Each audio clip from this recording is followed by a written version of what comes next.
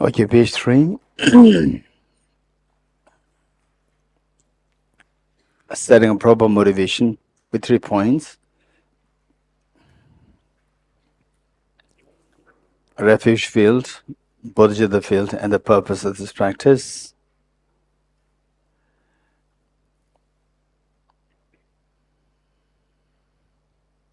For the refuge field, visualize Buddha Shakyamuni, His Holiness the Dalai Lama, and all the great enlightened masters to inspire you to generate this unconditional love of bodhicitta and the most fearless mind of the wisdom of emptiness.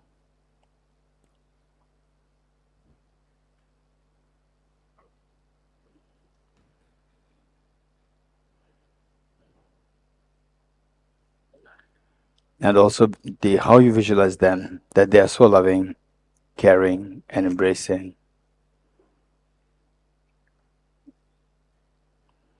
For the bodhicitta field, visualize your two grandparents and all your dear mother sentient beings, including children, and all the tiny insects, tiny amoeba, to the biggest of the blue whales and the elephants and so forth, human beings, animals, insects, hungry ghosts, god and goddesses, spirits, gandharvas, where you are like the mother and all others are like children, showering enormous amount of unconditional love towards them, wishing that they be free from suffering, and they have the maximum happiness. And even the perpetrators, the one who creates problems on others, what drives them to create problems is because ignorance. May the ignorance be dispelled, that instead of creating problems, they embrace all other beings' love and affection, the way the Buddha Shakyamuni did. And the purpose of this practice is to awaken the Buddha nature within us, to retrieve the ultimate treasure of happiness within you, within me, within each one of us.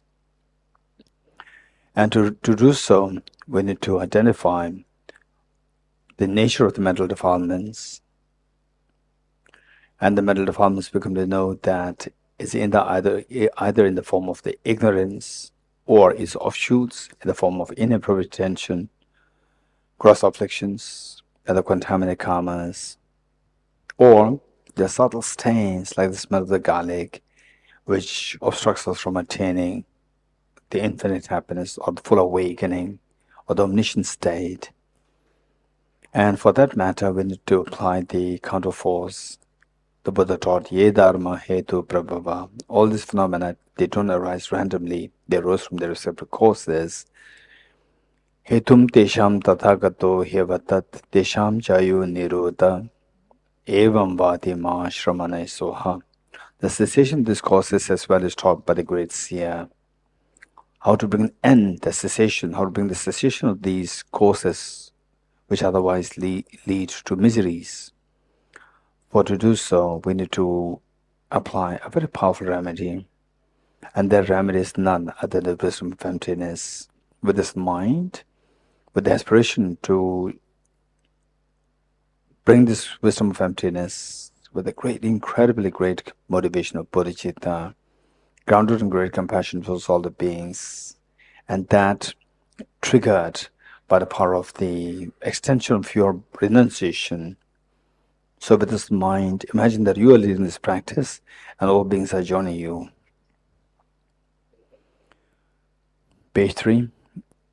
Enthused with great compassion, you taught the Immaculate Dharma to dispel all perverted views. To you, the Buddha Gautama, I pay homage. Enthused with great compassion, you taught the Immaculate Dharma to dispel all perverted views. To you, the Buddha Gautama, I pay homage. Enthused with great compassion, to dispel all perverted views. To you, the Buddha Gautama, I pay homage. I go for refuge and am enlightened to the Buddha, the Dharma, and the Sangha. By my accumulations or practice of giving and so forth, may I become a Buddha to benefit all sentient beings. I go for refuge and am enlightened to the Buddha, the Dharma, and the Sangha. By my accumulations or practice of giving and so forth, may I become a Buddha to benefit all sentient beings. I go for refuge and am enlightened to the Buddha, the Dhamma, the Sangha.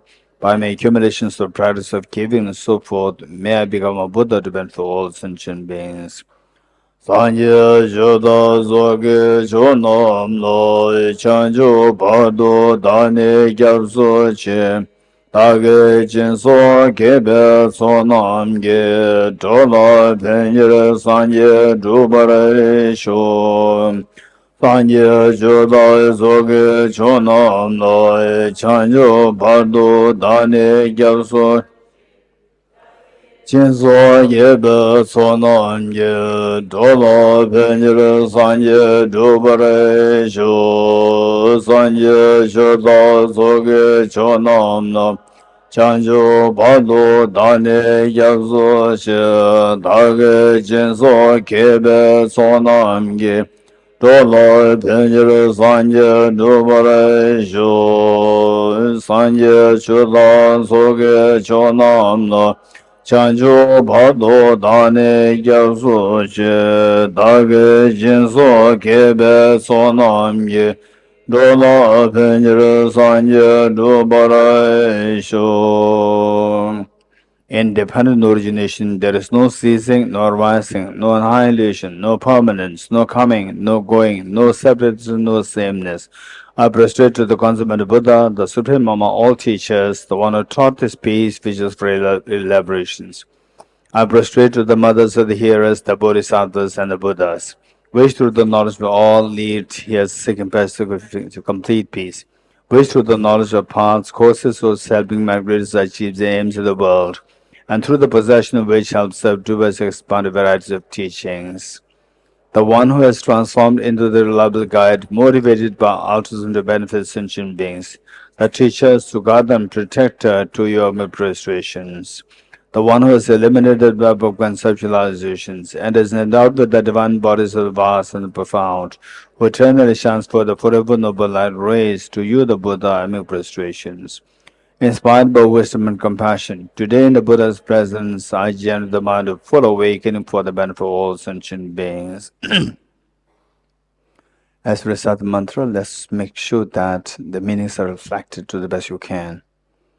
Om ye dharma hetu prabhavam hetum tesham dathagato yavatat tesham chayo nirodham evam bhakti mahashramanaye svaha.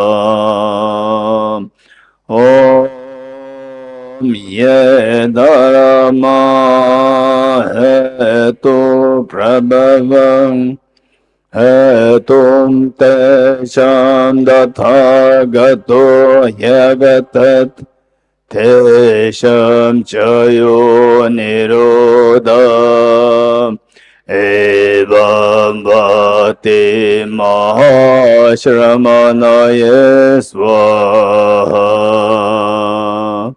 Om ye dharma hetu prabhavam hetum tesham dathagato yavatat tesham chayo nirodham evam bhakti mahashramanaye svaha.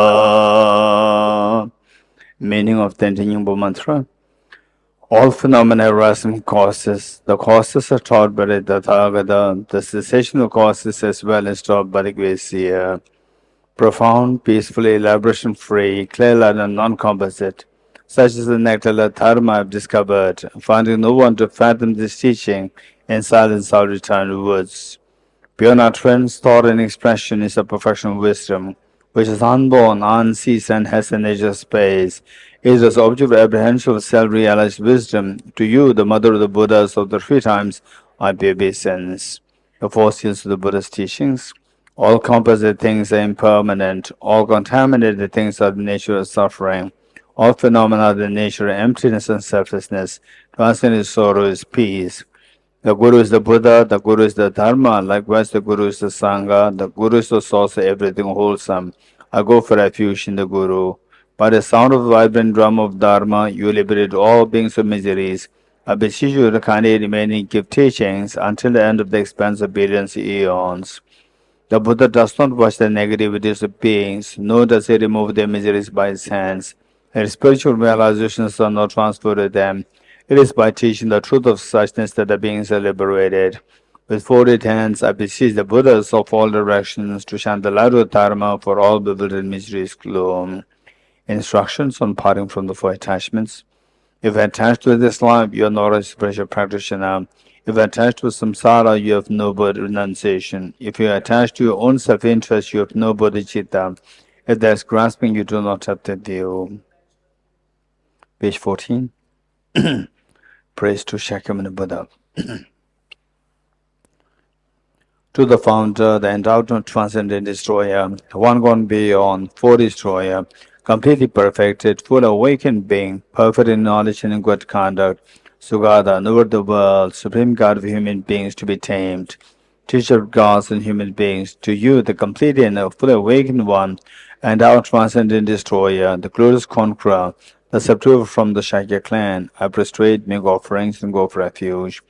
When, O Supreme amongst humans, you are born on this earth, we pace our 7 strides, then said, I am supreme in this world. To you who are wise, then I prostrate. With pure bodies, form supremely pure, wisdom ocean like a golden mountain, flame that blazes in the 3 worlds, winner of the best, Lord, to you are prostrate. With the supreme science, face like a spotless moon, color like gold, to you are prostrate. Blessed being like you, the 3 worlds are not, incompatible wise one, to you are prostrate. The Savior having great compassion, the Founder having all understanding, the field of merit with qualities like a vast ocean, to you the Tathagata I prostrate. The purity that frees from attachment, the virtue that frees from the lower realms, the one path, the sublime pure reality, to the Dhamma that pacifies I prostrate. Those who are liberated and also show the path to liberation, wholly feel qualified with realizations, who are devoted to the moral precepts, to you the Sangha I prostrate. To not commit only non-virtuous actions, perform only perfect virtuous actions. Subdue your mind thoroughly. This is a teaching of the Buddha. A star, a visual aberration, a flammable lamp, an illusion, a drop of dew or a bubble, a dream, a flash of lightning, a cloud. See, conditioned things as such. Through these merits, may subdue 4 falls and be delivered from samsara's ocean, perturbed by the waves of aging, sickness, and death. Heart Sutra, page 29.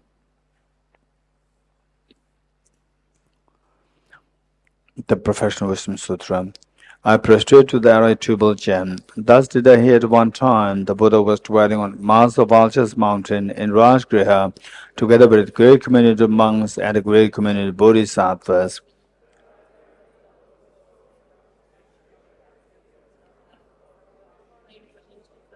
Also at that time, the Bodhisattva Mahasattva Aravalokiteshvara looked upon the very practice of the profound illumination of wisdom and beheld those 5 gates also as empty of inherent nature.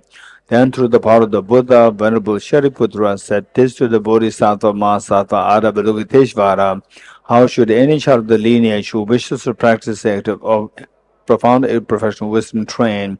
He said that, and the Bodhisattva Mahasattva Aravalokiteshvara said this to the Venerable Shariputra: Shariputra, any son of the lineage or daughter of the lineage who wishes to practice the activity of the profound professional wisdom should look upon it like this, correctly and repeatedly, beholding those 5 aggregates also as empty of inherent nature.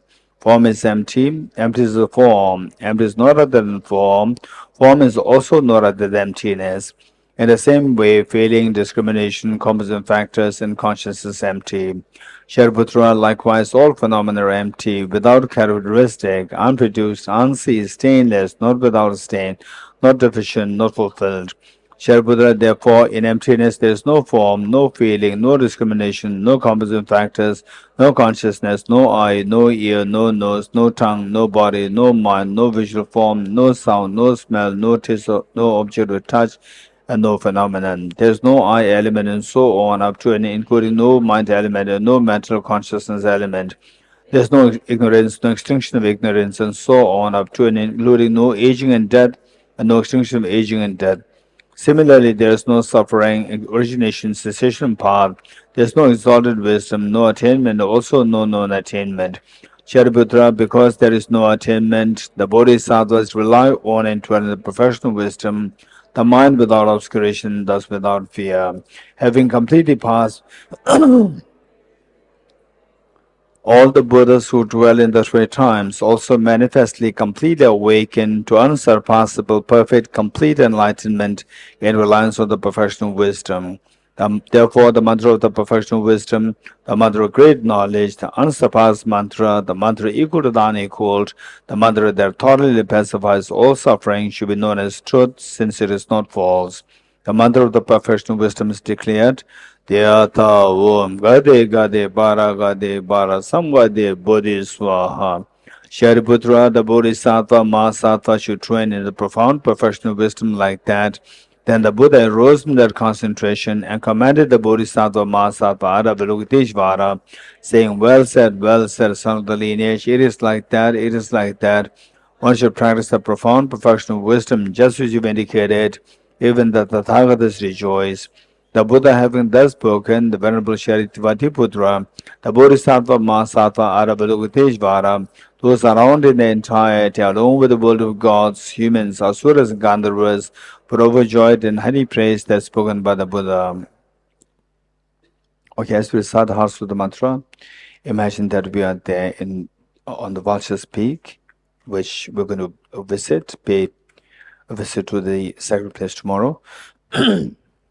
And imagine the Buddha Shakyamuni, His Holiness the Dalai Lama, and all the Buddhas and Bodhisattvas, like Are Manjushri, Are Avalokiteshvara, Are Tharayam, Are Vajrapani, Are Nigarjuna, Bodhisattva, Are Deva, Acharya Chandrakirti, Are Sangha, Acharya Vasubandhu, then the Bodhisattva Shantarakshita, Bodhisattva Shantideva, Acharya Kamalashil, Lama Selingpa, Lama Adishidabhingar Shri Jnana, they're all there.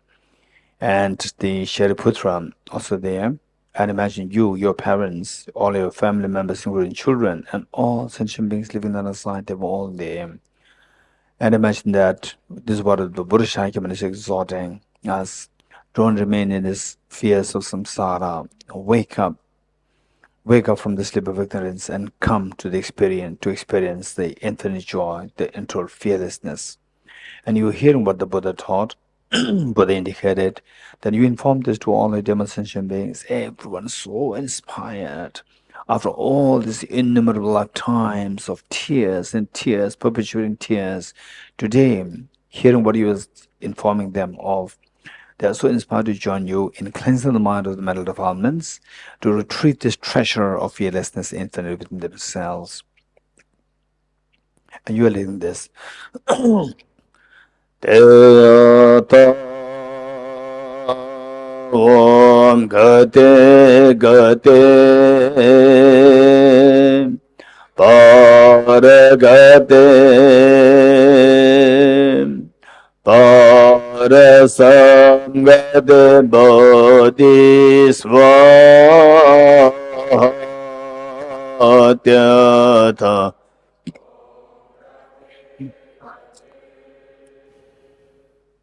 Paragate Parasangate Bodhi Swaha Tyatha Om Gate Gate Paragate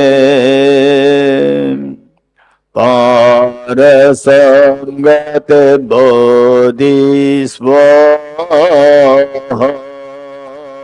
Tyatha Om Gate Gate Paragate Parasangate Bodhi Swaha Tyatha Om Gate Gate Paragate Parasamgate Bodhisvaha.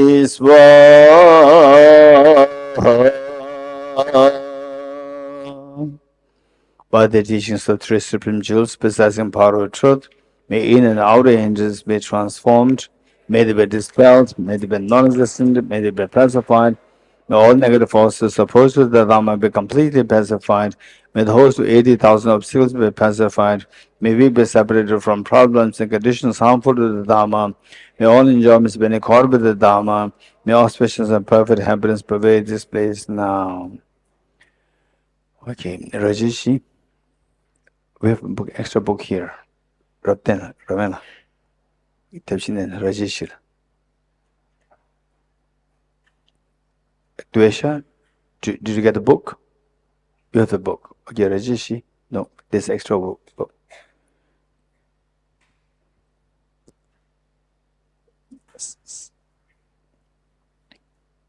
Okay, is there anybody who did not get a book? Good.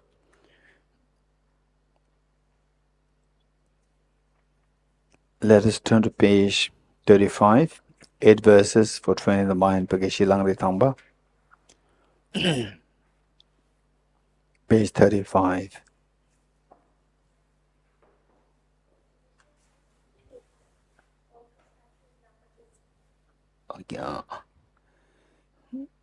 Okay, page 35.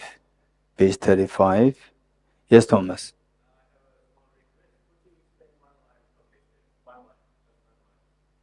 Okay. One line or one verse? Yeah.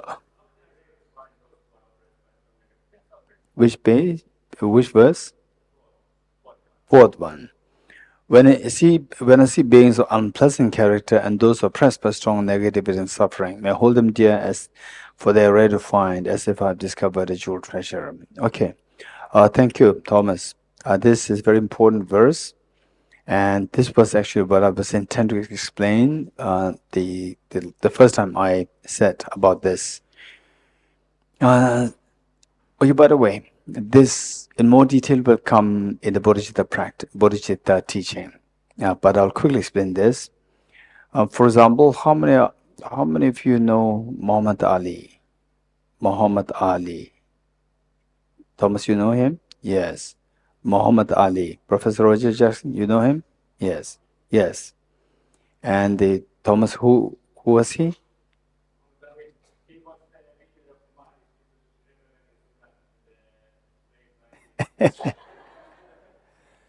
Do you know the common story?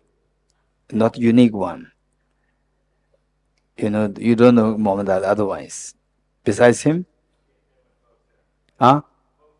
Not a boxer, legendary boxer. You're getting it? Okay. So just imagine that you are a boxer. You're a boxer. You want to become an average boxer or a legendary boxer. What do you want to become? Okay, Jimela, legendary boxer. David, if you are a boxer, you want to become an average boxer or legendary boxer? Legendary. Okay. How many want to be legendary boxer? Raise hands. Okay. The Gabor is not interested in boxing. Okay. What I'm saying is that just imagine that you want to become a legendary boxer. Imagine that your mom is your coach. Your mom is your coach. You will never become a legendary boxer. If Chelsea is your coach, you will never become legendary boxer because she is so gentle. Your mom is so gentle. You're getting it? They will give you just like this punch, like a very gentle punch. You will never learn how to stop the hard punches. If you don't learn how to stop the hard punches, you will never become the legendary boxer. So to become Buddha, you have to know how environment beat you with a lot of punches, hard punches. You have to know how to stop the hard punches. And who teaches these? Very rough coach will teach you how to stop the hard punches. They'll give you hard punches, then you'll fall. Again, he will pick you up, again punch you. Then you learn how to, you feel the pain, you don't want the pain. So you learn how to stop the punches. And eventually, any punch you get from outside, you can stop them very easily. So who taught you that? Your enemy taught you how to stop the punches. So it says, what kind of enemies? Not in the enemy in that sense. Situations which make you mentally disturbed and agitated. Like what? People. So when you go around the temple here, we see many beggars and they mock you if you start giving something. You feel so agitated, you shrink. How many of you did that with your hands? It's too much. Okay. So there, actually when you see these things, your mind shrinks. What makes you shrink your mind? Say a piece of wood, if you leave there, all the beggars come there, the piece will not shrink, but your mind, your body shrinks. Why? Because of the self-centered attitude. Self-centered attitude. For a mother, when the children, 5, 6, 10 children, when they come to mob the mother is so happy, will not shrink. We're so happy because she loves. Because we don't love the beggars, our mind shrinks because of self-centered attitude. So this teaches us how to encounter the self-centered attitude. That is a real demon which makes us feel agitated. Finally, it's not that you relax on this. The point is that your agitation is a problem, not outside. Outside is a trigger for the agitation. Agitation problem, you don't want agitation. That agitation is due to the two factors coming to being. Outside factor and inside factor. Outside factor is the outside beggars. Inside factor is your mind, selfishness. Whereas if it's only the outside, no sound, the sound of the agitation stops. So therefore, outside factors will teach you that there's inner factor inside, self-centered attitude within us. So that, unless that is countered, unless that is gotten rid of, you can never experience the expansiveness of your mind. Without this, you will not become enlightened. So, it says that there's an opportunity for us to practice compassion by counteracting, by combating the selfishness. And what gives us the opportunity? Who are the coaches? Who are the very strong coaches, effective coaches? These are it says, when I see beings of unpleasant character and those oppressed by strong negativities, very rude, cruel people, your mind simply sinks. But if you think very seriously, you look how our mind is so weak. When you see somebody's cruel incident, your mind sinks. Why should my mind sink? My mind should become even stronger. Because these cruel people can disrupt himself, can disrupt others. I should remain strong for others. I remain stronger, the cruel person will shrink. Let him shrink. His selfishness. For that I have to remain, but I cannot remain strong. Why? Because of my selfishness. So this cruel person is actually the best teacher to tell you that there's a selfishness which makes you to shrink. So it says, and those oppressed by strong negativity, cruelty and so forth, and suffering, and some they suffer a lot. At one time, it was during the peak of the self-immolation happening in Tibet. You know about this? Self-immolation happening in Tibet.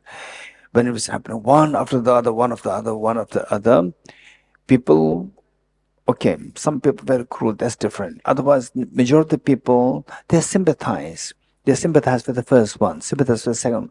And when they see so many things, so many happening, then they know that they're helpless. So they simply don't want to even hear this. So just close their eyes. Not because that they are apathetic. It's because that their mind shrinks. They cannot do anything. Their mind shrinks.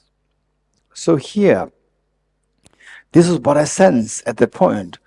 I said that if you cannot do anything, don't worry. But don't give misery to yourself. Don't shrink.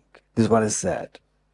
These people who self-immolated, they do not kill even a single Chinese. They can easily kill another Chinese by hugging another Chinese. and then emulate themselves and let the Chinese also suffer. They did not do that.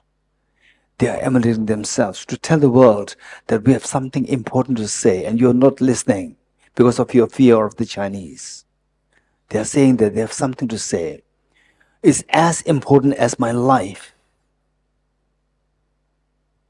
So I'm giving this life to tell you that I have an important thing to say. So listen, this is what they're saying. It's not out of the anger.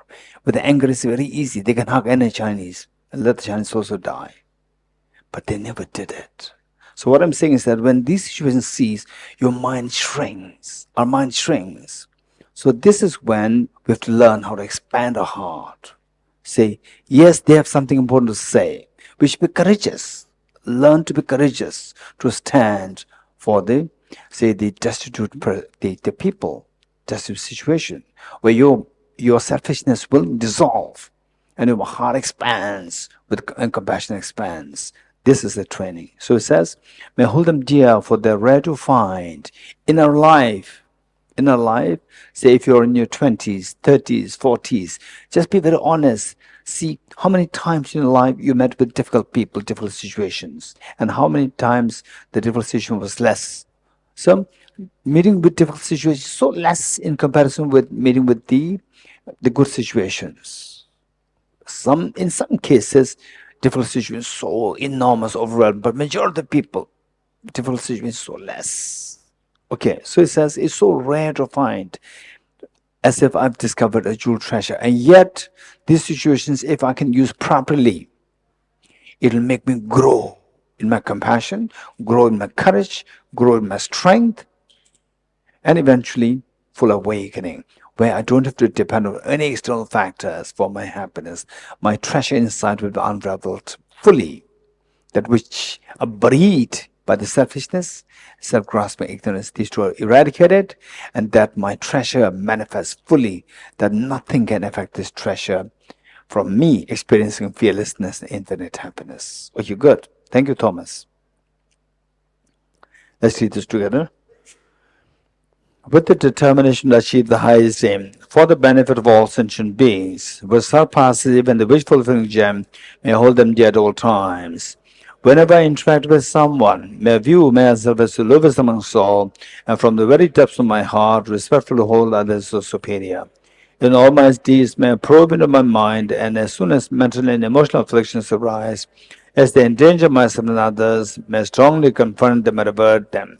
When I see beings of unpleasant character, and those oppressed by strong negativity and suffering, may I hold them dear, for they are dear to find, as if it discovered a jewel treasure. When others out of jealousy, slander, scorn, the defeated offer to others the victory. When someone whom I have held or in whom I have placed great hopes mistreats me in extremely hurtful ways, may I regard him still as my precious teacher. In brief, may I offer benefit and joy to all my mothers, both directly and indirectly. May I quietly take upon myself all hurts and pains of my mothers. May all these remain undefiled by the stains of the eight mundane concerns, and may recognizing all things as illusions, devoid of clinging, be released from bondage. From my two collections, vast space that I've amassed, from working with effort in this practice for a great length of time, may I become the cheerleading Buddha for all those whose wisdom is blinded with ignorance. Okay, next, the 7 in practice for us to prepare the journey of enlightenment. And 7, they are self-explanatory. And there are so many of these, the same practice, 7 in practice, so many versions. In the, say, for example, in Tibetan tradition, from the Sakya point of view, Gelug, Kaikyu, Nyingma, all these, the same practice from the different traditions. I deliberately taken from the sutra, not from the individual traditions, to make it very universal. Anybody can practice this, so that our sectarianism will dissolve. Otherwise, this is a problem. We come out of the one den, lion's den, and we enter into another lion's den. You know what it is? Oh, I want to practice Dharma. Samsara is terrible. And then you go into one Dharma center. And the Dharma center says, okay, welcome, welcome. First, they'll say, welcome, welcome. To where? Heaven. Right? And now, And then they will show that it's not heaven, it's hell, it's hell. How? They said that we are Kakyu, we are Nyingma, we are Giluk, we are Sakya, and don't go to the other traditions, we are different traditions, right? There's another den, lion's den. You're getting it? This is where you get out of one hell and get into another hell, perhaps a deeper hell. You're going to be very careful. So therefore, deliberately, in order to dissolve this sectarianism, I took this 7 limb practice from Sutra, not from the Tibetan traditions. Sakya, Kagyu, Nyingma, Gelug. There are many. I deliberately took it out. I took it from the Sutra, so that anybody can practice, and anybody who sees this should get a feeling that we should not be sectarian. Sectarian means we enter into the another den, lion's den, in samsara, another more deeper samsara. Sectarianism, there are many. Even I would say that amongst the Tibetans, as far as I know, that, oh, I'm Gilo, yes, implicitly there's something there. In a subtle way it is there. But they will never say that, I'm Gilo, I'm different from your tradition. They will never say like this. I never heard this. But say now in some places, for example in Ladakh and in some places where the people, they're okay, then some leaders, they create this discrimination. It's very, very dangerous. And then now people who come to Buddhism, particularly Tibetan Buddhism, they start to say, I am from Sakya, I'm from Nyingma, I'm Giluk,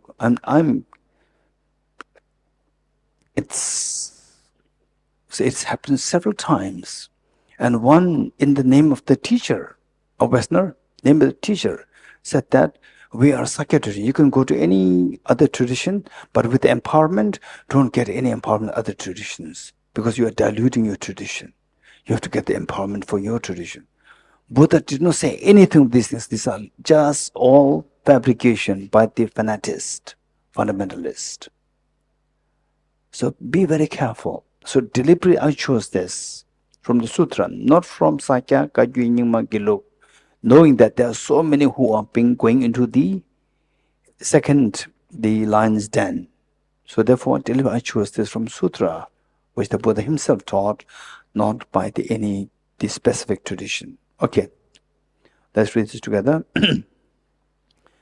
7 in practice. Excerpt from the King of Prayers, Extraordinary Aspiration of the Practice of Samatha from Sutra.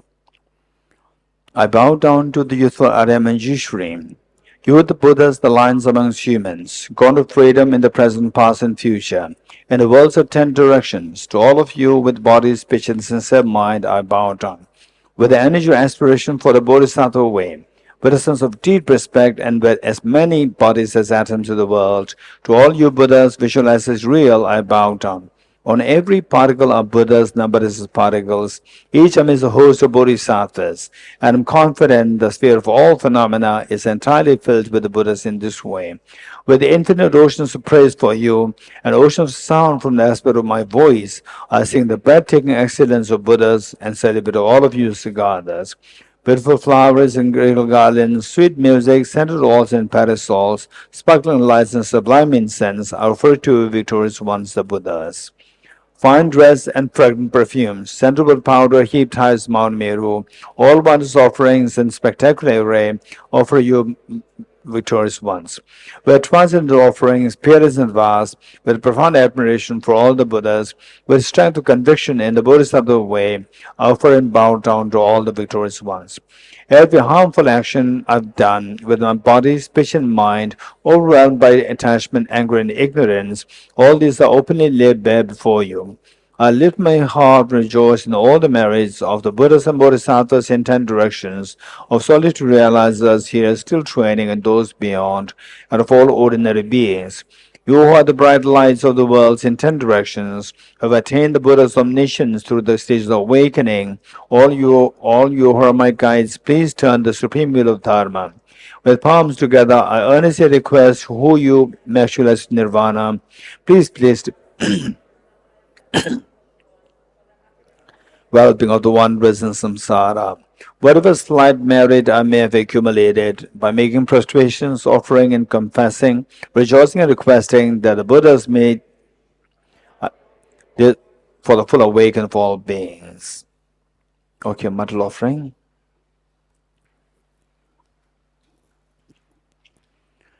This ground adorned with perfume, strewn with flowers, adorned with Mount Meru, the four continents, the sun and the moon. I imagine this as a Bodh field and offer it. May all sentient beings enjoy this pure land. Okay, how many of you don't know how to do this hand gesture? How many don't know? Okay. Thamale, you teach Manju, Ashaji, and Kavita, three of them. And Constantine, you don't know. CJ, you don't know. Okay, Constantine, the David will teach you. Not today, not now. Okay, yes, now. And okay, here, CJ, JC, we have Tinzi Ishila. Tinzi Ishila will teach JC here. Tinzi, JC. Yes. Okay, anyone else who does not know how to do that? Okay, here, Daria.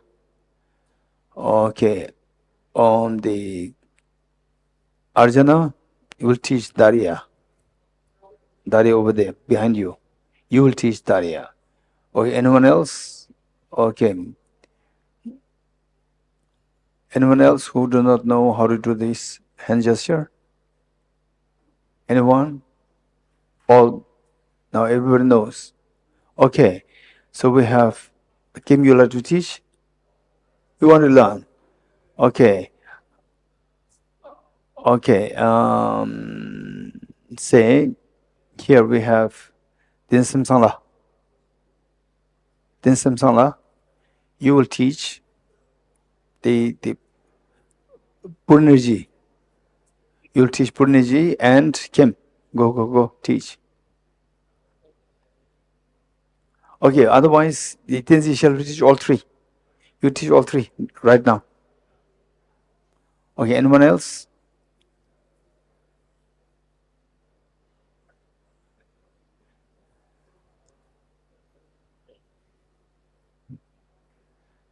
Okay, keep in mind that if you don't know this gesture, you will not become enlightened. Right? Don't worry, I'm joking. Even if you don't know this, practice wisdom and bodhicitta, you'll become enlightened. No worries. You're getting it? No worries. So this is not the mandatory. But if you have it, you'll feel you are part of this. Okay. Armin, you know how to do it? Don't show me. Do you know? This is my question. No, dismantle it. Dismantle it. Do it again. Look. So her teacher. Very good. Okay.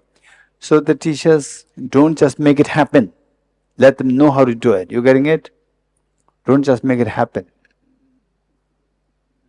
Good. Okay. Ready? Now let's recite this. Dvesha, you know how to do that? Dvesha, you know how to do this?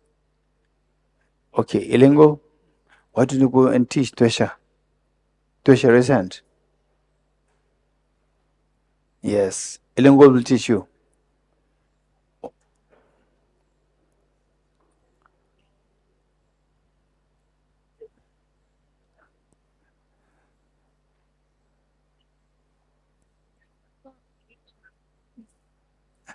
Okay, ready? This ground adorned with perfume, strewn with flowers, adorned with Mount Meru, the four continents, the sun and the moon. I imagine this as a Buddha filled and offer it. May all sentient beings enjoy this pure land. O Sajibe Ge Geshe Mendo Tam Venerable Geshe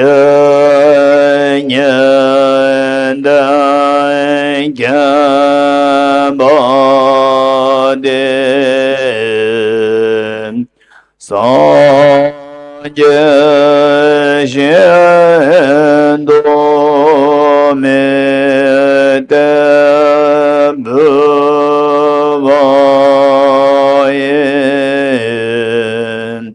bvaye nam da la che barai sho. The fourth Dharma of Venerable Gambapa. May be blessed that my mind is directed towards the Dharma. May be blessed my Dharma practices on the proper path. May be blessed that the path is free of flaws. May be blessed that the flaws are seen in the light of exalted wisdom. The four Dharmas of Venerable Bhikshu Mahasattva. Becoming utterly frustrated with ignorance that grasps at true existence, that please bless me to generate genuine renunciation, seeing all aspects of samsara as viciously repulsive. Please bless me that my mind from overflows with the precious bodhicitta that cherishes others more than myself. Please bless me and have an immaculate experience of the wisdom of emptiness that does not see even an atom of intrinsic reality on the basis of understanding how things come into being by dependent origination. Please bless me that mind stream overflows with the precious wisdom of the non-duality of bliss and emptiness. Edam Guru Ratna Mende Lagam Nirate Me. The next, the foundation of all good qualities, roadmap to enlightenment by Lama Tsongkhapa. Which is just how much we can reflect on meanings. This is so important to reflect on meanings. The foundation of all good qualities is the kind and perfect Guru. Correct devotion to him is the root of the path.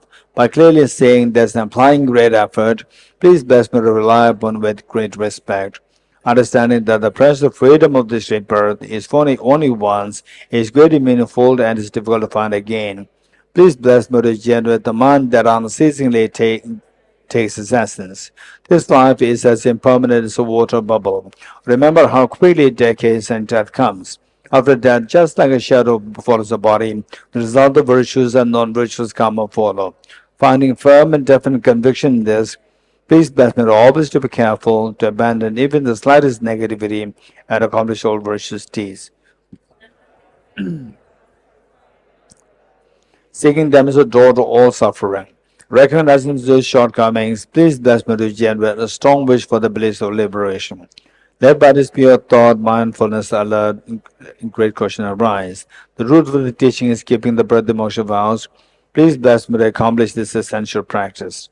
Just as I have fallen into a sea of samsara, so for all mother migratory beings, please bless me to say this, train in supreme bodhicitta, and bear the responsibility of freeing migratory beings.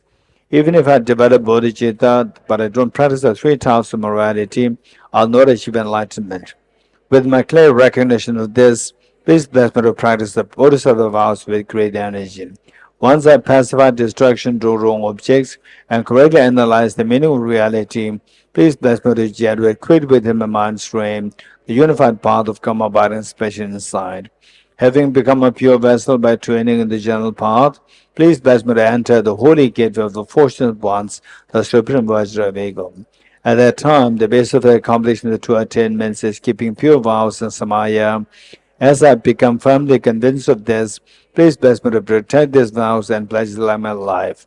Then, having realized the importance of the two stages at the essence of Vajrayana, by practicing with great energy, never giving up the 4 sessions, please bless me to realize the teachings of the Holy Guru.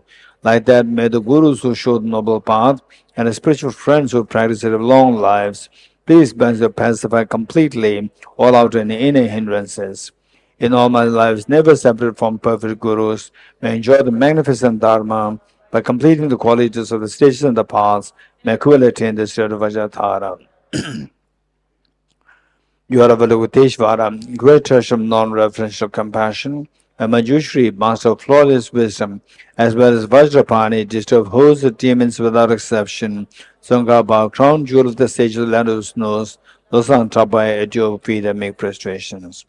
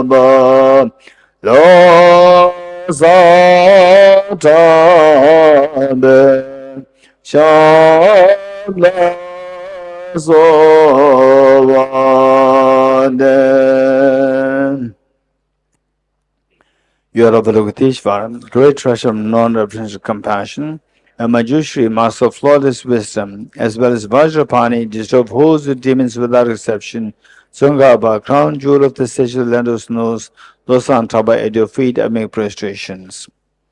Okay, next, generating the mind of consummate yoga, Tamche Nijoga Semkyapam, the four practices. So thus far is the preparation, preliminary parts, and the roadmap. Now is the actual practice.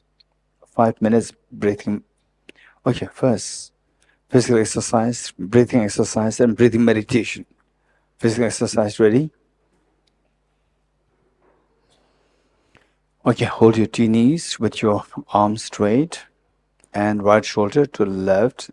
Ready? 3 times. Left. 1, 2, 3. Okay, now left shoulder to the right knee. 1, 2, 3. Right shoulder. 1, 2, 3. Left shoulder. 1, 2, 3. Right shoulder. 1, 2, 3. Left. 2, 3. Okay, good. Now, breathing exercise. Hands in, thumbs in, wrap, fist on your knees, straight arms straight, or you pull towards your left side. Release the forefinger, block your right nostril 3 times, breathe.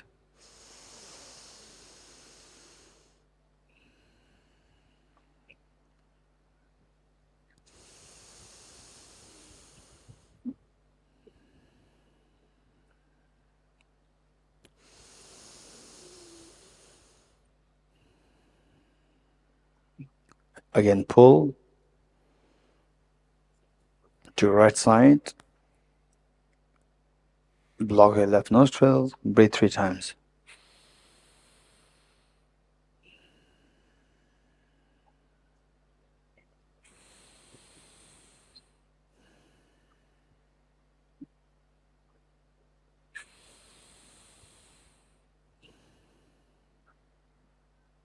Again, pull,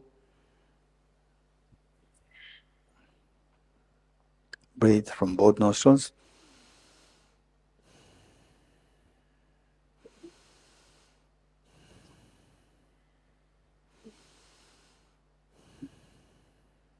But you're good. Next 5 minutes breathing meditation.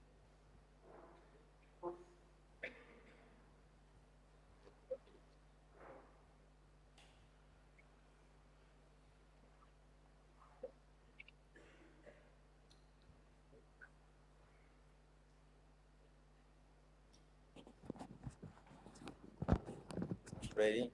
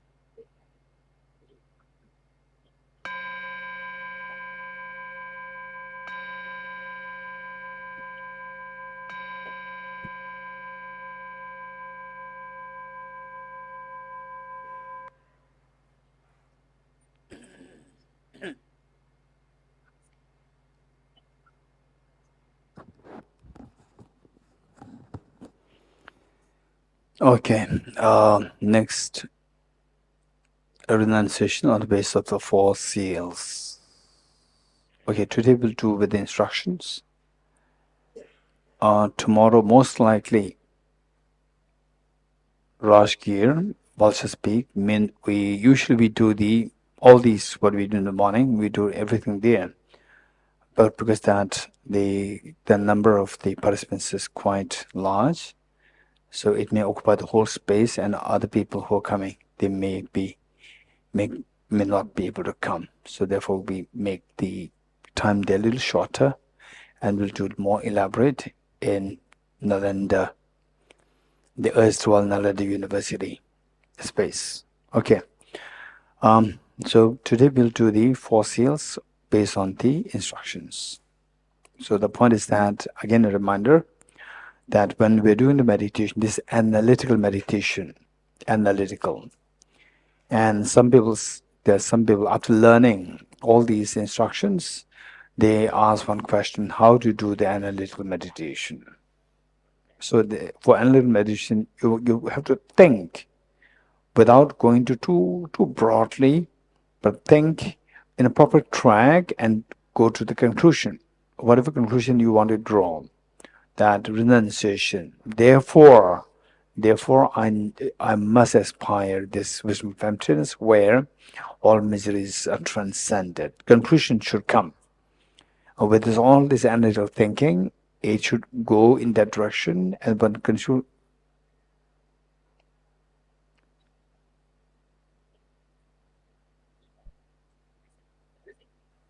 Okay, can you hear me? The Russian. Okay. So the conclusion you must have a conclusion. Otherwise, you just keep thinking like this, then it goes haywire. It doesn't serve the purpose. We must have a proper, and time management is another point. Okay, with this mind. So unlike the classes, which is also part of the analytical meditation, unlike the classes here, and don't try to correlate too much with what you've studied before, what you've heard before, what you have learned from others. Just focus on what we are, say, the meditate on. And then you can correlate, not now. After the session, then you can correlate, because correlating makes your mind to grow in intelligence. Okay, ready?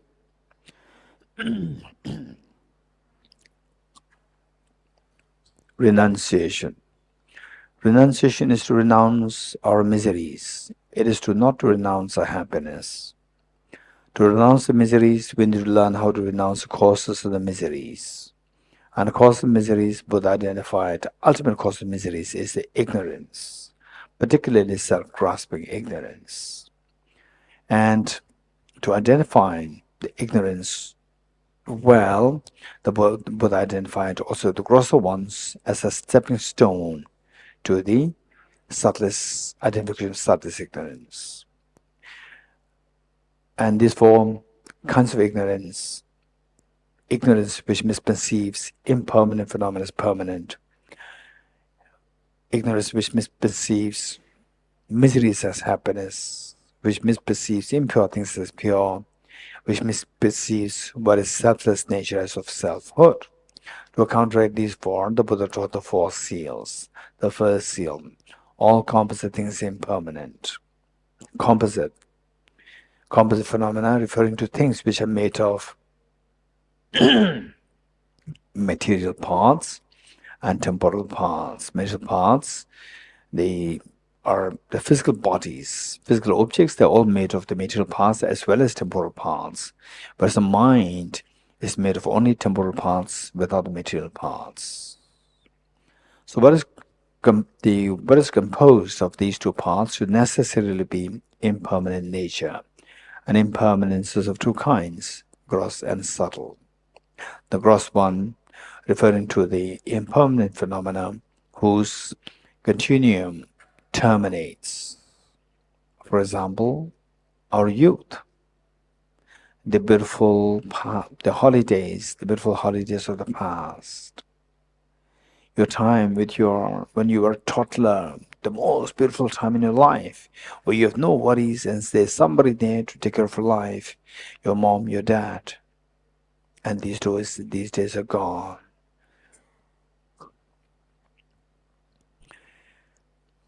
"200 years ago, perhaps, I think the 2,500 years ago, at the time of the Buddha, there were about 200 million human beings on the planet Earth. Only 200 million. Today, 8 billion human beings.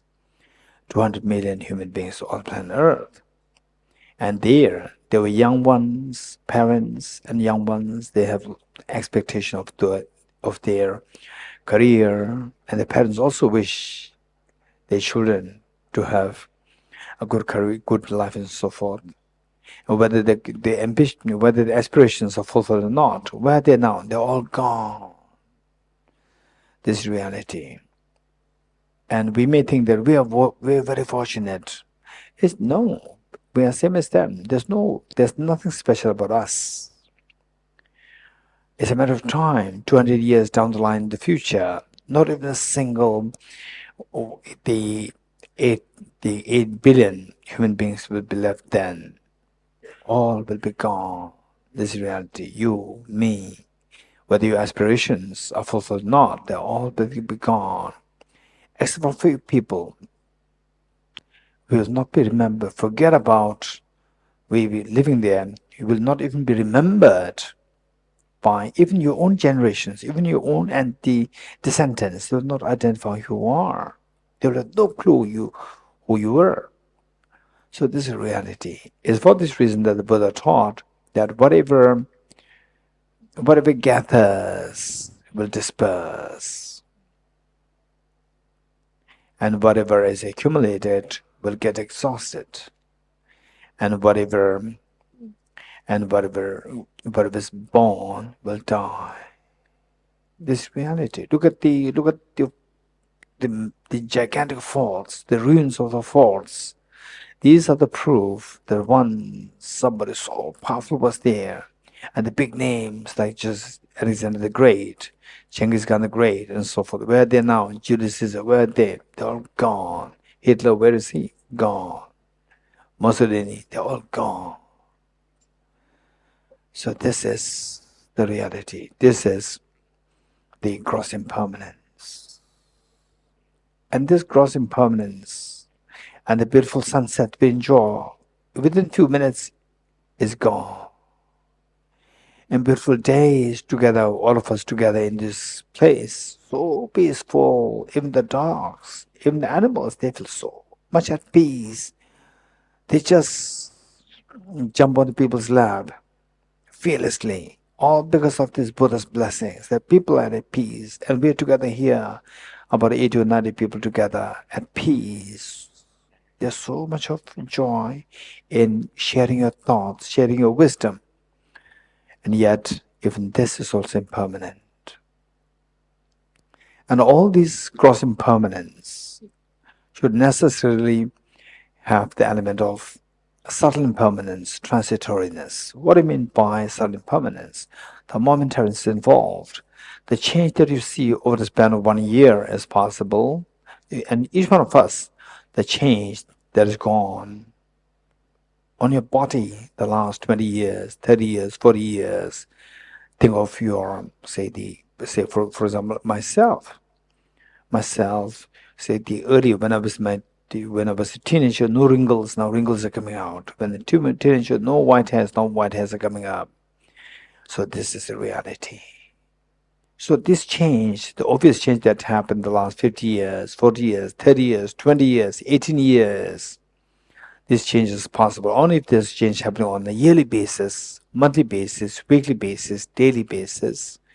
And a change that you see in the daily basis happening possible because of the change that you see over the hourly basis, minute by minute basis, second by second basis.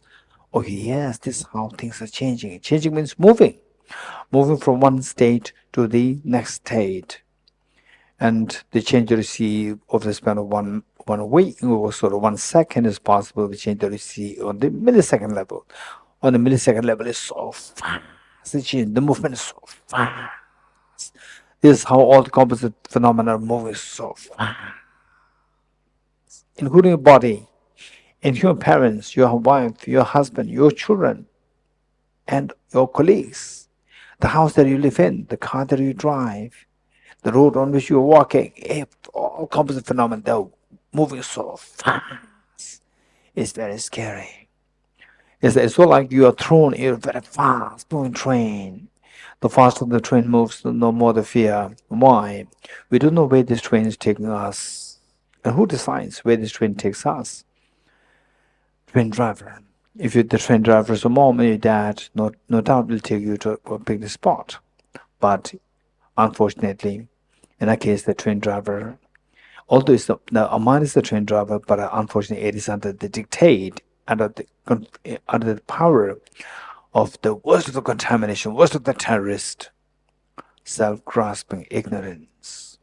As long as we are under the control of the self-grasping ignorance, the worst of contamination, it'll only take us to miseries. This is what the Buddha indicated as all contaminated things are suffering nature.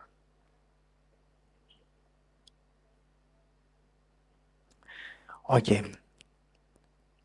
When our mind is contaminated by the self-grasping ignorance, it triggers attachment when our mind encounters with the pleasant feeling. It triggers anger, aversion when we encounter with unpleasant feeling. And it triggers the ignorance to perpetuate when we encounter the neutral feeling. And thereby the contaminant karmas continuously created, preparing us to go through the perpetuation of the miseries in the future. What kind of miseries? 3 kinds of miseries: suffering, change, and the pervasive conditions of suffering. Suffering, the manifest suffering. One moment of such a manifest suffering is good enough. Sickness, aging, death, and finally hearing that you have some cancer and so forth. And then your mind is so shattered. And the loss of near and dear ones, the pain of losing near and dear ones is so acute. One moment of such a tragedy, the pain is good enough. The manifest suffering is good enough to nullify all the wonders, merriments, festivities, celebrations, birthday parties, picnics, family gatherings, so forth. This is all so hollow, shallow. Being in the pubs, enjoying the so-called enjoying the nightclubs and so forth. It's all like your mind is just in heaven. It's all so hollow and meaningless, deceptive. Yes, that's true. And then why we have to go through these pains? We don't want these because we are trapped in this area by the suffering change. Suffering change does not allow us to think of how to get out of this prison completely. The swimming pool, the Starbucks, the beautiful gardens, the beautiful food in the prison. These let us forget to prepare to exit, to escape out of samsara. Finally, the mastermind comes behind the pervasive condition of suffering. Think of these. Yes, indeed, it's so painful. These 3 govern our life, this life, future lives, and so forth. And tears is unendingly numerous. Very exhausting, very tiring to contemplate this. Yes. Is there a way out? Perhaps there's a day when this will all come to an end. 2023 stopped on its own. Our youth stopped on its own. Likewise, there must be a day when these miseries will come to an end altogether. There will never be a day where your miseries come to an end altogether on its own. Is there no way out? Yes, of course there's a way out. What's the way out? This is the impermanent phenomena which falls in the category of in between the two, which is only when you exert effort, then these miseries will be brought to an end. Otherwise, it'll just keep creating a new cycle. It is referred to as a cycle, wheel of life, cycle of life. Okay, how to bring an end to this? The Buddha taught, Ye dharma hetu prabhava hetum tesham tatagato hyavatat tesham chayo niruddha evam vadima ashramane soha. These miseries, they have the respective causes. They do not come randomly. And how to stop these causes is also taught by the Tathagata. How to stop these causes? By a sort of very powerful remedy. What is that remedy? Knowing that the nature of the mental defilements is all about the ignorance, the remedy must be the wisdom. What is the wisdom? Wisdom is a discerning mind whose apprehension of the object tallies with the reality. What's the reality? The reality is what the Buddha taught as the third seal. Everything is the nature, emptiness, selflessness. Okay, now that we're already introduced to emptiness, let us quickly meditate to emptiness of the self today, yourself. Okay, what are you doing? I'm meditating. And what is your body doing? My body is meditative posture. Okay, tell me, how does this person who identifies I appear to you? Like a dream, subjectively, as a dream, like a dream, or objectively as so solidly well defined, independent of your mind, and of course, so independent, so well defined, objective, independent of your mind. This belief is the self-grasping ignorance. This is ignorance which binds us in samsara 24/7. Okay. How do you know that this ignorance is not a valid mind? To evaluate this, remember what Nagarjuna taught. If the mirage were to be water, why not those close by the mirage see water? Okay, let us all say this 3 times together with me.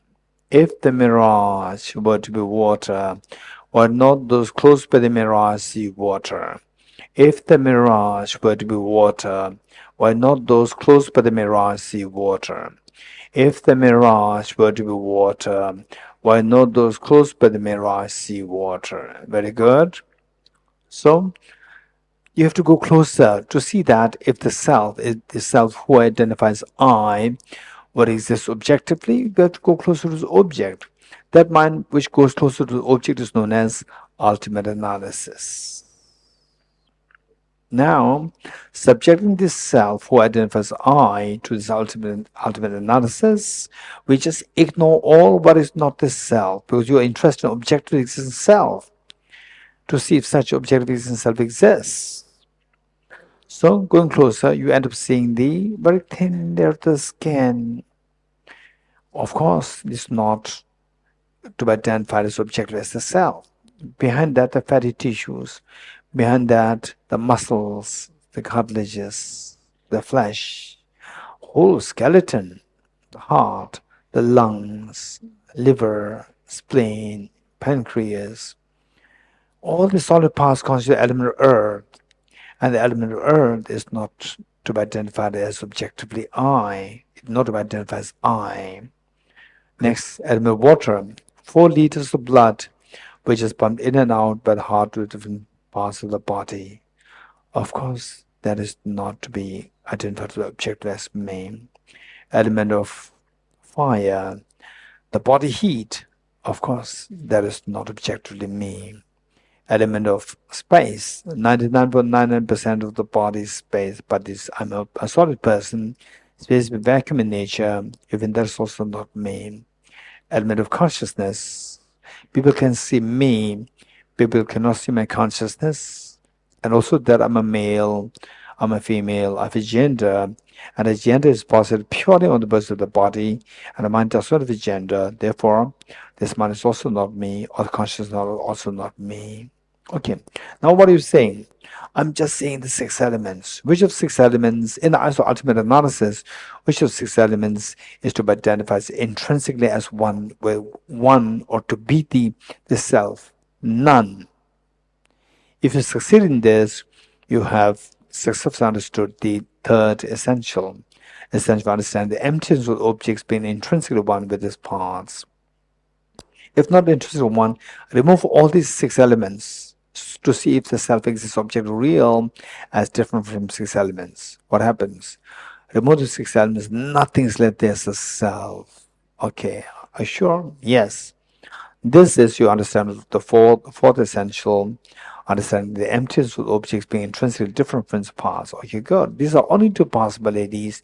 Given that these 2 possibilities ruled out, you identify that the self objectively is empty. Stay in this experience for a while. and the self disappears in their experience. If you succeed in this, for some people, there could be a tinge of a fear coming in you. For some, the ticking sensations of body. For some, cold waves flow through your skin of the body. If these signs, if these indications do come, you're very fortunate. If not, don't worry. Just study more, reflect more, and meditate more, and these experiences are bound to come. Okay. That's amazing. This is amazing practice. But what's the benefit of this practice? Yes, just as this self dissolves in the experience of my mind, and this where I generate a, a tinge of a fear came to my mind, or goosebumps come in the body, or ticking sensations flow through my body, or cold waves flow through my body. And eventually these will be replaced by very profound tranquility, extremely a profound serenity in the mind, which we have never experienced before. Okay, just as this experience comes to you by seeing the reality of the self to be empty object reality, that in the experience of emptiness, this self dissolves.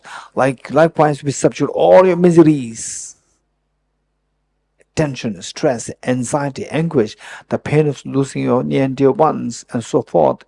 You subdue all these three kinds of miseries through this analysis. They're all dissolved in the experience of emptiness. Because of which all your tensions, your sorrows are transcended. And because of sorrows and agitations and the miseries dissolve, the peace dawns in you. And this peace is so reliable. Okay, now make a commitment.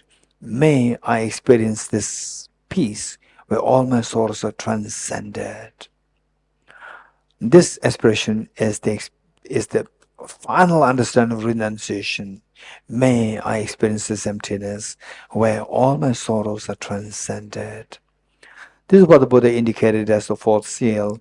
Transcending sorrow is absolute peace. Okay, slowly come out of this practice. Come out. And let's take a few seconds gap before we move to the next Bodhicitta practice.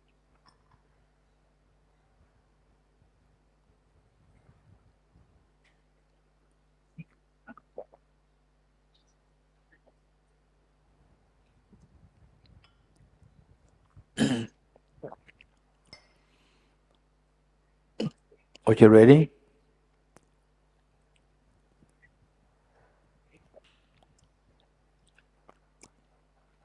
For the Bodhicitta practice, we will do the first two immeasurables.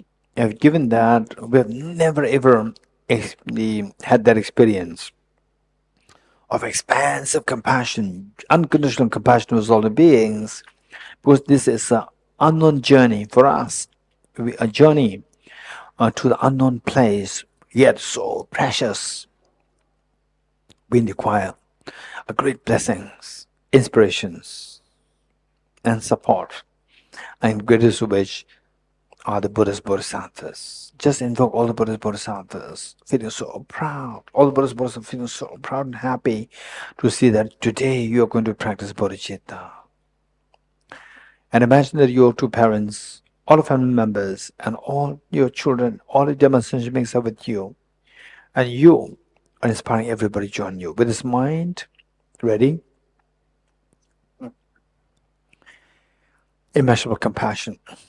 How good would it be that all my dear meditation beings are freed from suffering and the causes of suffering. Causes of suffering primarily consisting of self-grasping ignorance and self-centered attitude. May all my dear meditation beings be freed from suffering and the causes of suffering. I will take the responsibility that all my dear meditation beings are freed from suffering and the causes of suffering. The Buddhist Bodhisattvas, like the mother after all these many years of raising her children, today the eldest daughter just aged 12 and the eldest son aged 11, two of them come to the mother, telling the mother, "Mother, please take rest, you have done everything for us and you have showered so much love and affection towards us. protection. Now we're grown up, we'll take care of our siblings. And the mother couldn't believe her eyes and ears. The tears of joy comes to the mother. This is exactly what is happening to all Buddhist Bodhisattvas.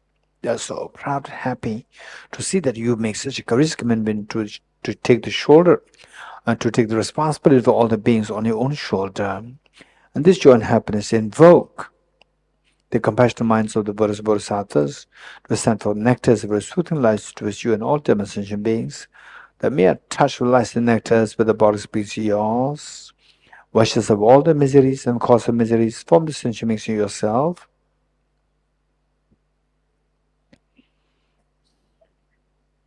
And you witnessing such a miracle is happening towards all of the sentient beings. You're intensely happy. Take 3 deep breaths, sound with relief.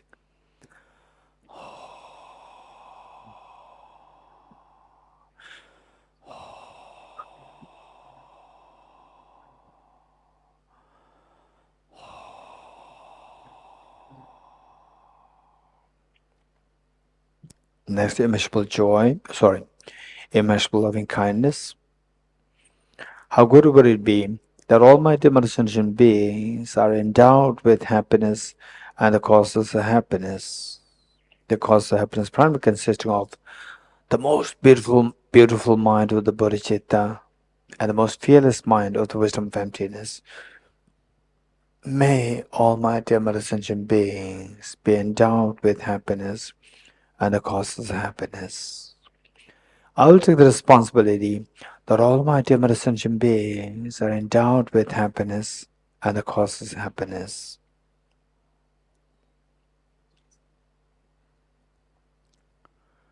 The Buddhas and Bodhisattvas, witnessing that you're making such a courageous commitment, the intense happy and proud of you, this pride and happiness invoke their compassionate minds to send for nectars of soothing lights towards you and all mother sentient beings.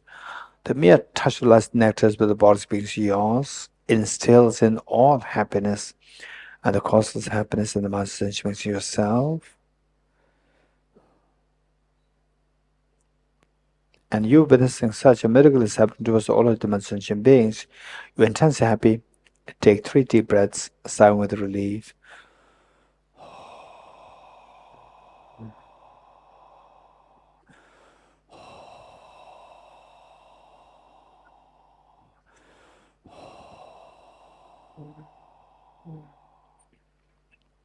Underscoring all the 4 immeasurables is the unconditional love. Just abiding this experience of unconditional love towards all the beings, to the extent that each one of the beings feels themselves so special in your eyes. With folded hands, we'll make a bodhicitta commitment together. And even if it may not resonate with your innate thinking, it doesn't matter. This is meaning of the practice. We try to do it.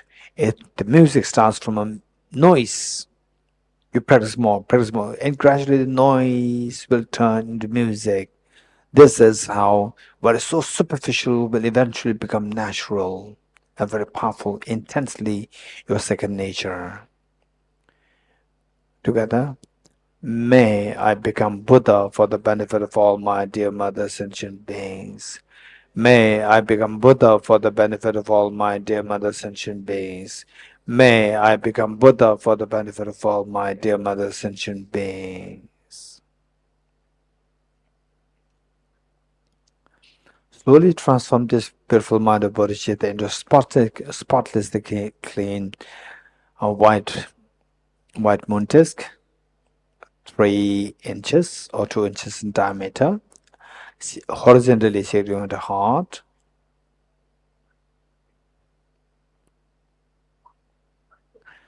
That's amazing that you made such a courageous commitment to become Buddha for the benefit of sentient beings. That's amazing. But remember that no matter how much you squeeze a handful of sand, no oil comes out. Yes, I know that. I'm not like a handful of sand. I'm more like a handful of sunflower seeds, squeezing which oil does come out. The Buddha does come out of the Buddha energy within me. But if this were the case, how come that it did not manifest till today, since time immemorial? Yes, you're right. It's all because that thus far I've been deceived by the two demons. coming in the facade as my best of my friends. And today I discovered I'm disillusioned by these two other demons, these two worst of my enemies. And I'm going to exterminate these two. What I'm going to do is to exterminate these two. I'm going to resort a very powerful remedy. What is that? The wisdom of emptiness. Non-dual wisdom of emptiness of the Arya Bodhisattvas. What is that like? Okay, let us quickly retrieve the experience of emptiness which we did as the third seal, as a part of the four seals. Okay, what are you doing? I'm meditating. And how does this person appear to you? Like a dream, subjectively like a dream, or objectively so objectified solidly there? Yes, of course. So solid objectively there. This is identification object negation. Identified object negation. And this belief that the self exists as object real, that is self-grasping ignorance. This is the worst of the demon. And how to know that this is ignorance, not wisdom? How to evaluate that is by remembering applying what our Nagarjuna taught. If the mirage were to be water, one of those close by the mirage see water. Likewise, if this self were to exist objectively, why don't I see this self as a goal close to the object? Now let us subject the self to the close inspection, which is technically referred to as the ultimate analysis.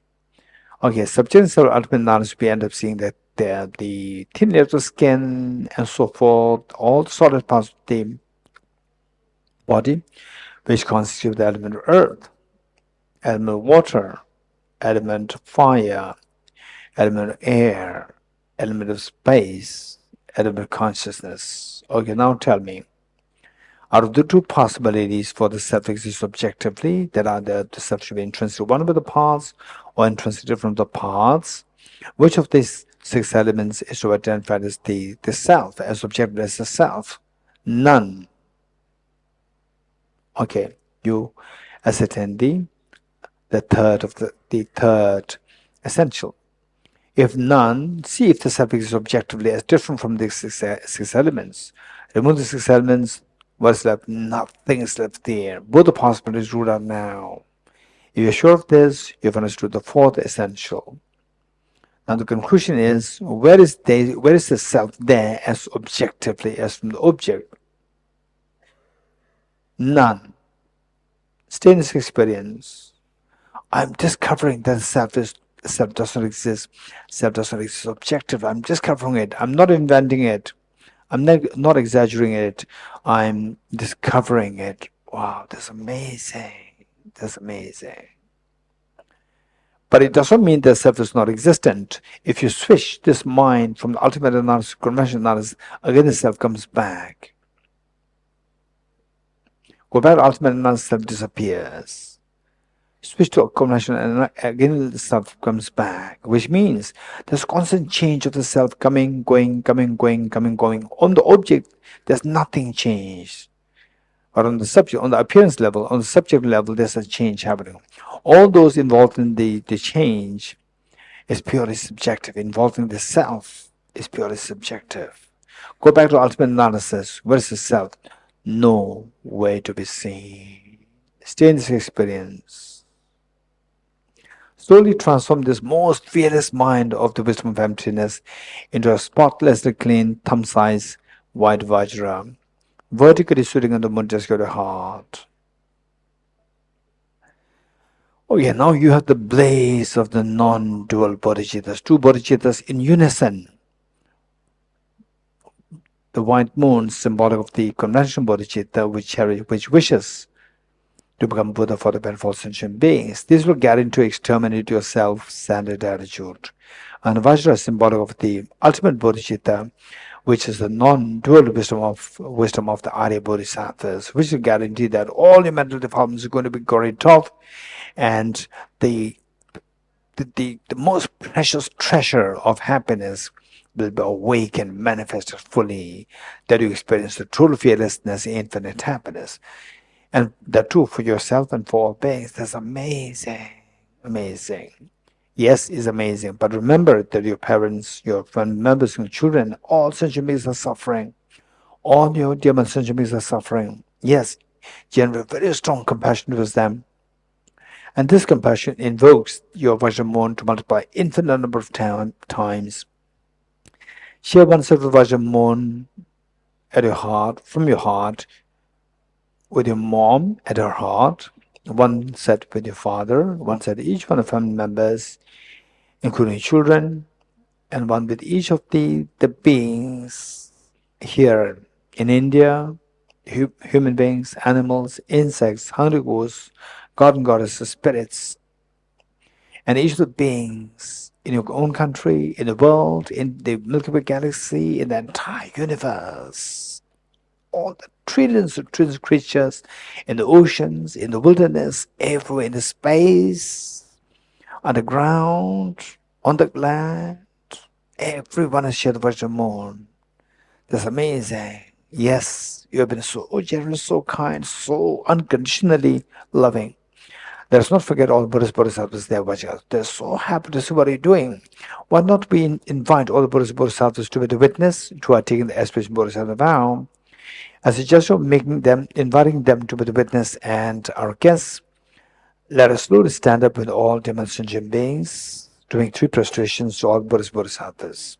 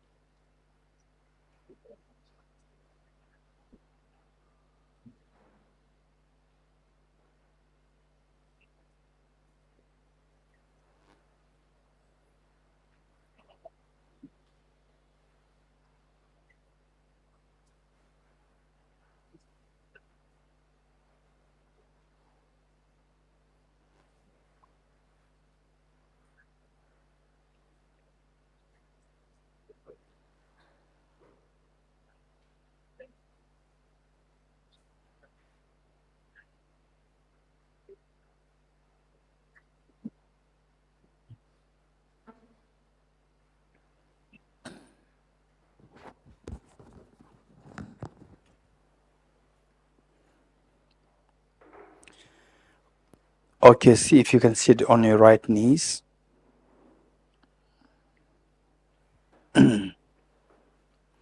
And in between, if you start to feel the pain, then make sure that you sit comfortably. The pain should not hinder in taking the aspiration Bodhisattva vow. Page 50.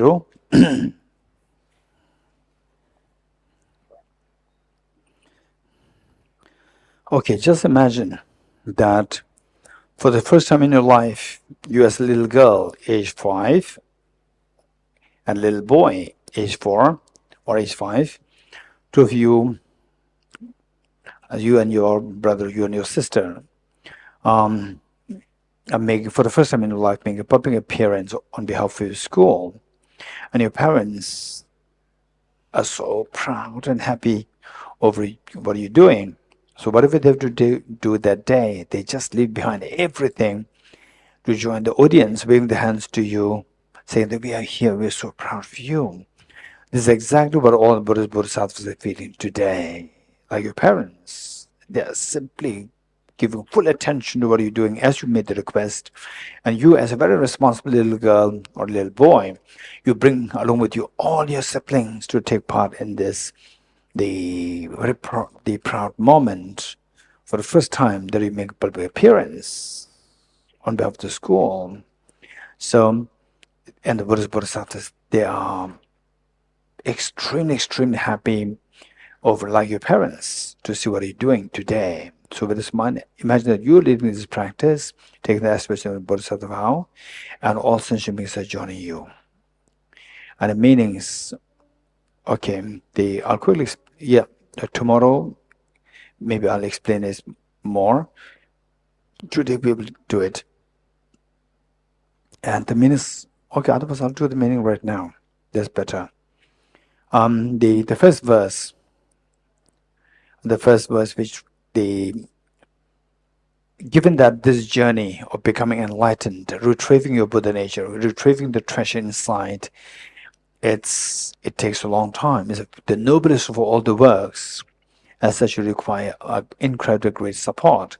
And the greatest support is the triple gem. So the first line says, I go for refuge to the triple gem. And then this journey involves the road. If the road is blocked by the fallen trees or the boulders and so forth, again, the journey cannot be successful. So the road is none other than your own mind. Your mind must be cleared of the fallen trees like the negativities. So the best way to do so is by confessing the negativities. Second line says, I confess the negativities individually. Now the road is clear, but if the car just with the fuel, again you cannot undertake the journey. The car is none other than your mind. This mind should have enough fuel, the fuel to get to Buddhahood. And this fuel is the fuel of the virtues. And how best to do it very effectively in a short period of time is by rejoicing in the virtues of others. The third line says, I rejoice in the virtues of all the beings. And now the road is clear, your car is enough fuel. What kind of journey I'm going to undertake? The fourth line says, I hold the precious Buddhahood in my heart, a journey of enlightenment, journey of retrieving the ultimate treasure within us for the absolute benefit, for the ultimate benefit for yourself, the ultimate benefit for all the sentient beings. Okay, together, and imagine that you are leading this and all beings are joining you. I go for refuge to the triple gem. I confess the negativities individually. I rejoice in the virtues of all the beings. I hold the precious Buddha in my heart. I go for refuge to the triple gem. I confess the negativities individually. I rejoice in the virtues of all the beings. I hold the precious Buddha in my heart. I go for refuge to the triple gem. I confess the negativities individually. I rejoice in the virtues of all the beings. I hold the precious Buddha in my heart. Okay. Next two verses, you invoke Gurus, Buddhas, Bodhisattvas to pay heed to you. And the first verse is that in this world, who succeeded in this journey? Yes, browsing through the history of the humanity, we see that 2,500 years ago, there was one prince by the name Siddhartha, and under the Bodhi tree here, he became enlightened. He became the sun of the whole universe. And how did he succeed in this? He succeeded in this by introducing two very powerful factors. The first factor was the factor of the motivation. He generated an extremely strong motivation of bodhicitta to become Buddha for the benefit of sentient beings. And second factor, to materialize this aspiration of the bodhicitta, he engaged in the bodhisattva practices like generosity, ethical discipline, patience, enthusiasm, meditative concentration, wisdom, skillfulness, aspirational prayers, power, and the primordial wisdom. So he engaged in these 10 perfections, or 6 perfections plus 4, making 10, and then that makes him to glow as the sun of the whole universe, benefiting every sentient being. Wow, that's amazing. If this is how he succeeded, I will follow his footsteps. I will also create these two factors. I will also engage in, I will also generate very strong bodhicitta mindset, motivation. And then to materialize this aspirational bodhicitta, I will also engage in the 6 perfections and the 4 perfections to become Buddha. Okay, wholeheartedly say, let's say these 3 times together. Imagine all beings are with you. Gurus, Buddhas, and Bodhisattvas, please be here to me. Just as previous Buddhas have generated the amount of bodhicitta, and just as the successful dwell in the Bodhisattva practices, likewise for the benefit of all sentient beings, I will generate the amount of bodhicitta, and likewise shall have 2 successful train the Bodhisattva practices. Gurus, Buddhas, and Bodhisattvas, please be here to me. Just as the previous Buddhas have generated the amount of bodhicitta, and just as the successful dwell in the Bodhisattva practices, likewise, for the benefit of all sentient beings, I will generate the amount of bodhicitta, and likewise shall have 2 successful train the Bodhisattva practices. Gurus, Buddhas, and Bodhisattvas, please be here to me. Just as the previous Buddhas have generated the amount of bodhicitta, and just as the successful dwell in the Bodhisattva practices, likewise for the benefit of all sentient beings, I will generate the amount of bodhicitta, and likewise shall have 2 successful train the Bodhisattva practices. Feel the joy of having received that Bodhisattva vow. It's amazing. And just see how the Buddhist Bodhisattvas, they are so happy to see, just like your parents, they're so proud of you. Just imagine your mother, after all these many years of receiving complaint from the school principal. Today when she saw the school principal escorted by other teachers coming towards the mother was again very apprehensive and nervous as to what kind of complaint today. This girl, no, we came here to congratulate you. She never heard this before. What for? That your daughter, your son, two of them appointed the best of the students of this school for this year. The mother could not believe. Tears of joy coming from her eyes. This is exactly what has happened to all the Buddhas Bodhisattvas. Just imagine, all the Buddhas Bodhisattvas, since time immemorial, they just wish that we don't suffer. But we constantly engage in negativities to attract suffering. We continue to suffer. They constantly wish that we experience the maximum happiness. On the contrary, we have been destroying the cause of the happiness, destroying the virtues.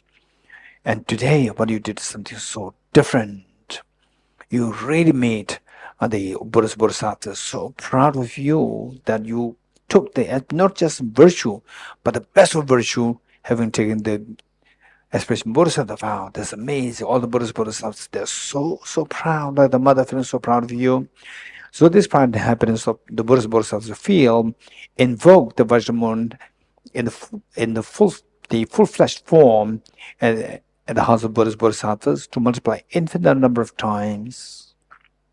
And like rain shower, they descend to merge with the one that you visualize through the heart, becoming non-dual, stabilized, and blessed.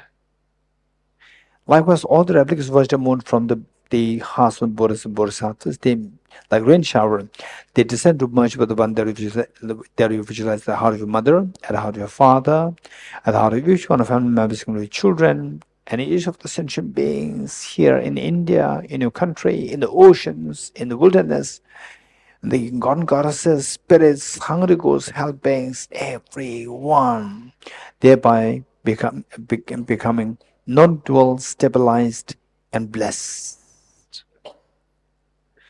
Wow, that's amazing. Of the greatest of the possibilities of the gifts that you can make to sentient beings, there's nothing greater than this gift. This is the greatest gift. And today you have gifted this gift to all the human sentient beings. This is the best way to reap the kindness of the parents of this life, out of the past lives. And today you did it. And the best of the offerings, of all the offerings, the best of the offerings is what the Buddha indicated, that one moment of practicing compassion far excels the gifts of the whole universe filled with the gems and offered to Buddhas Bodhisattvas. If this were the case, what I mentioned of our having taken the expression of Bodhisattva about today. So today you have made the best offerings to all Buddhas Bodhisattvas. Amazing. And of your life, there's nothing more important than this. Something which is good for this life, good for the next life. Good for immediate, good for long term, good for yourself, good for others. There's nothing greater than this. And today you have given such a purpose and meaning to life. It's amazing. All these wonders are happening because of the kindness of the Buddhas Bodhisattvas. As a gesture of thanking them, let us once more stand up along with all the other sentient beings to make 3 prostrations to Buddhas Bodhisattvas.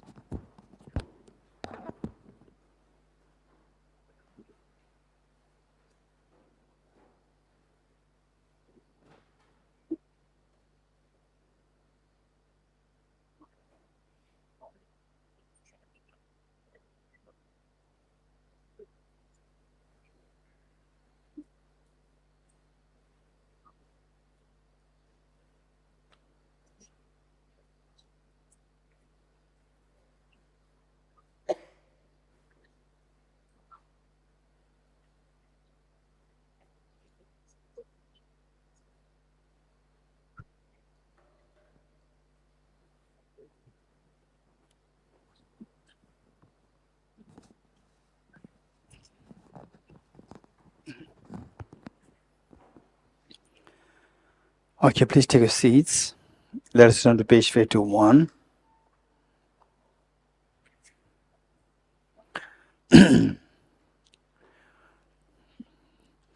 Throughout my future lifetimes, may I always be guided by the compassionate Buddha and be able to uphold the true precious bodhicittas even across my life.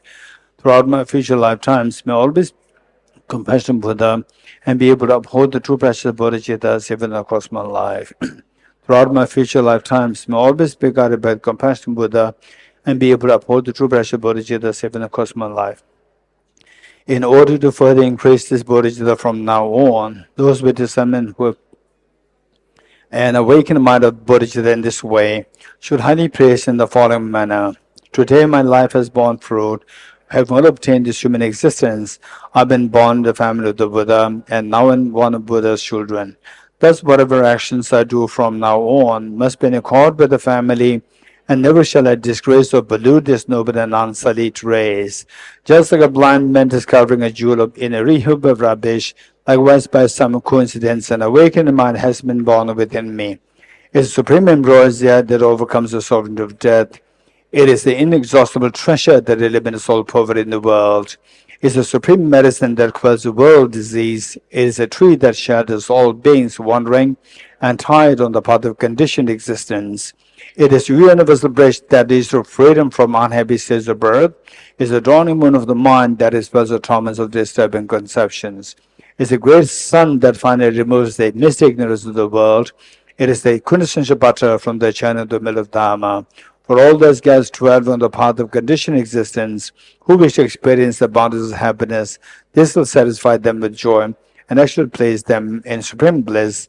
Today, in the presence of all the protectors, I invite all the world to be guests at a festival of temporary and ultimate delight. May gods and demigods and all be joyful. Okay, direction in prayer. Let's pray that His Holiness the Dalai Lama, the true source of joy and happiness on this earth today, that His Holiness has a good, healthy, long life, and for the benefit of all the demon sentient beings. And let's also pray that His Holiness wishes the be fulfilled spontaneous wishes. The only wish that His Holiness has is that the world is a better world, where the sentient beings don't suffer.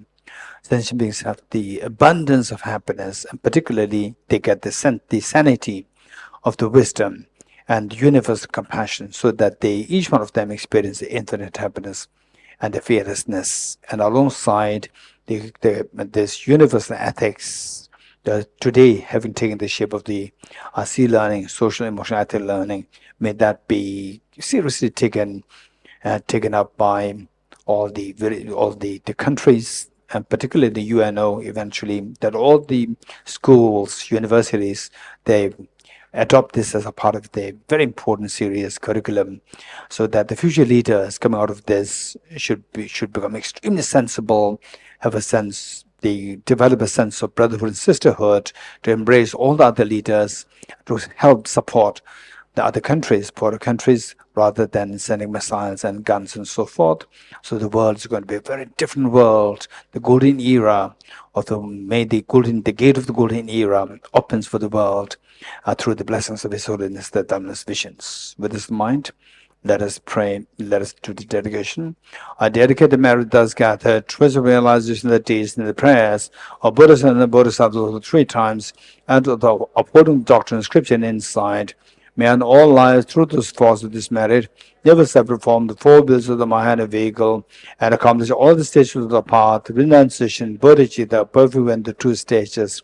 From my 2 collections, vast the space that I have amassed for working with this practice for a great length of time, may I become the chief leading Buddha for all those whose minds crystallized band of ignorance. Deyata Om Gate Gate Paragate Parasamgate Bodhisvatyata Om Gate Gate Paragate Parasamgate Bodhisvatyata Om Gate Gate Paragate Parasamgate Bodhisvaha.